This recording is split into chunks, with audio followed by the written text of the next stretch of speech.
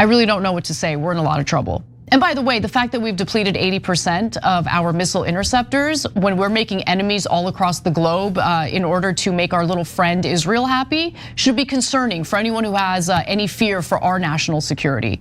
NBC's report also acknowledged that Iran's counterattack could hurt the narrative for the foreign policy hawks that can get effed as far as I'm concerned. The issue could embolden critics of America's military presence overseas who have advocated for shrinking the US presence in the Middle East.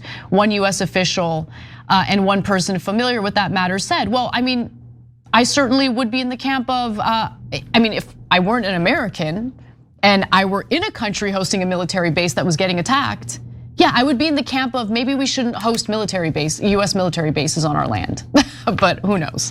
No, that's obvious. Yeah. They thought that it was going to protect them, and what it did was it endangered them. And so now Saudi Arabia and UAE are looking around, maybe thinking about doing it. Saudi Arabia, not UAE, in this particular case, thinking about doing a deal with BRICS instead of us for security, because they're like, all that Israel and America has brought us is pain and trouble and bombings. So we're now less safe because we were stupid enough to make a deal with the Israelis and Americans, basically. So now let's break this down further. By the way, this was said by one of our members a couple of weeks ago, and it's really stuck with me. It was Israeli and Trump racism that actually cost us dearly.